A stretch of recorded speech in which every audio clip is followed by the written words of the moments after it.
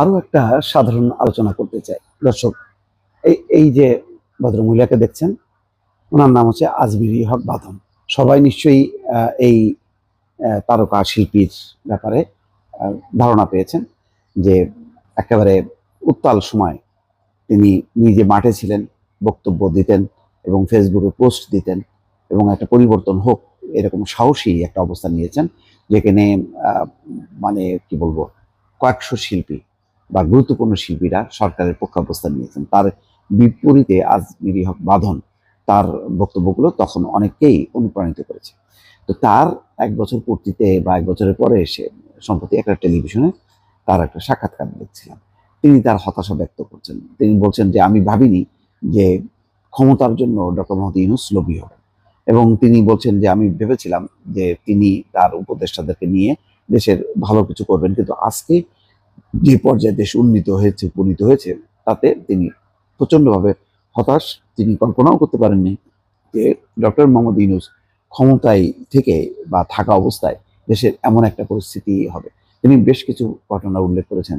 32 নম্বর ভাঙা, নাট্যপাড়ায় নাটক করতে না দেয়া, মেয়েদের যে বিভিন্ন শো, মানে কালচারাল শোগুলো হয় বা শোবিজদের যে কার্যক্রমগুলো হয়, দোকান উদ্বোধন বা নানান সাংস্কৃতিক কর্মকাণ্ড, সেগুলো বন্ধ হবে, এই পরিস্থিতির মধ্যে চলে যাবে দেশ, এটা তিনি কল্পনা করতে পারেননি।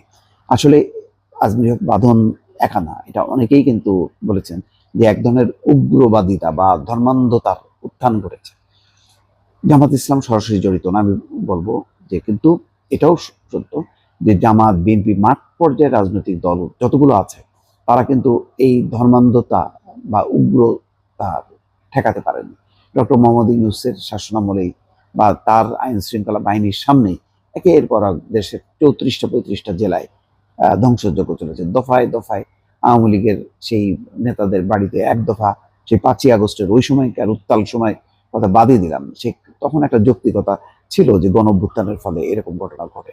কিন্তু তারপরে ঠান্ডা মাথায় যখন নাকি সরকার একটা পজিশন নিয়েছে, আইন শৃঙ্খলা বাহিনী যখন নাকি তৎপর কাজ করছে, ঠিক সেই সময় আবারও এই আইন শৃঙ্খলার অবনতি, এই ধরনের মব কালচার, এটা কিন্তু এখন রীতিমতো ইউনূস সরকারকে ইঙ্গিত করছে যে তিনি দেশ পরিচালনায় ব্যর্থ হচ্ছে। ওনার একটা ব্যক্তিগত ক্যারিশমা আছে, তার একটা জনপ্রিয়তা আছে, কিন্তু সেই জনপ্রিয়তা দিয়ে কিন্তু তিনি প্রশাসন, পুলিশ, তার সহকর্মীদেরকে পরিচালিত করতে পারেনি, বরং মানে সরকারের ভিতরে আরেকটা সরকার, যেটা আসিফ নজরুল বলছেন যে সব দেশের সরকারের ভিতরে আরেকটা সরকার থাকে। তার মানে একটা কোর কমিটি আছে, ভিন্ন মাত্রার একটা রাজনৈতিক, যেমন আসিফ মাহমুদ সজীব ভুইয়ার পোস্টগুলো, আহ মাহফুজ আলমের সর্বশেষ যে পোস্টটা ছিল যে মানে 111-এর পদধ্বনি শোনা যায়, এই যে সব কথাবার্তাগুলোর মধ্যে দিয়ে সরকারের অবস্থান দুর্বল হচ্ছে। এবিএম সাত্তার ভুঁইয়া, বেগম খালেদা জিয়ার একান্ত সচিব, তিনি বলে ফেলেছেন যে 8জন উপদেষ্টা সীমাহীন দুর্নীতিতে নিমজ্জিত। এই কথাগুলো আসছে কেন? আমি আগেই বলেছি দর্শক, যে এই সরকারের যেহেতু ডালপালা হাত পা কিচ্ছু নাই, অর্থাৎ যে সব উইংয়ের উপর ভর করে ক্ষমতায় থাকতে হয়, পুলিশ, প্রশাসন, বিচার বিভাগ, কোনো কিছুই তার কন্ট্রোলে নেই। সেই কারণে এই ধরনের সরকার যদি লম্বা হয়, প্রলম্বিত হয়, দীর্ঘ সময় থাকতে চায়, তখন অনেকগুলো ক্ষমতার কেন্দ্র গড়ে ওঠে। যেমন দেখেন, মানে বাংলাদেশের এলাকাগুলি বলছেন, রাজনৈতিক দলের শক্তি যেখানে, প্রশাসন, পুলিশ তার কথা শুনছে, সে কিন্তু কেন্দ্রের কথা শুনছে না। তো সেখানে ভাগ ভাগ হয়ে গেছে, কোথাও বিএনপি, কোথাও জামাত, কোথাও এনসিপি। মিনিস্ট্রিগুলি দেখেন, মানে সমস্ত জায়গাগুলোতে এই ধরনের পরিস্থিতি। এবং এর কারণ হলো কি, যে একটা সংস্কারের জন্য লম্বা সময় নিয়ে এসছে, সেই সংস্কার করতে গিয়ে এটা হয় না, ওইটা হয় না, এনবিআর সংস্কার করতে গিয়ে একটা ভয়ঙ্কর একটা আন্দোলনের পরিস্থিতি, বহু কর্মকর্তার চাকরি চলে গেছে, প্রতিদিন সচিবালয়কে ঘিরে নানান পেশাজীবীদের সমাবেশ, দাবি পূরণের আওয়াজ, এই যে চলছে, এগুলো নিয়ন্ত্রণ করতে পারেনি।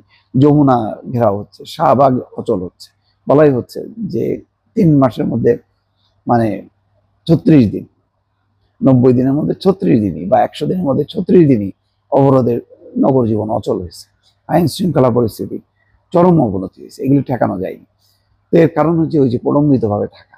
তো সুতরাং শর্ট টাইমে এসে নির্বাচিত সরকারের কাছে দায়িত্ব দিয়ে সুন্দরভাবে বিদায় নেওয়াটা ছিল জরুরি, কিন্তু সেটা না হওয়াতে এখন কিন্তু ইউনূস সরকারের ব্যাপারে যারা একসময় খুব আশাবাদী ছিল, যারা রাস্তায় নেমেছিল এই পরিবর্তনের জন্য, তারা কিন্তু হতাশ হচ্ছে। দর্শক ভালো থাকবেন, আল্লাহ হাফেজ।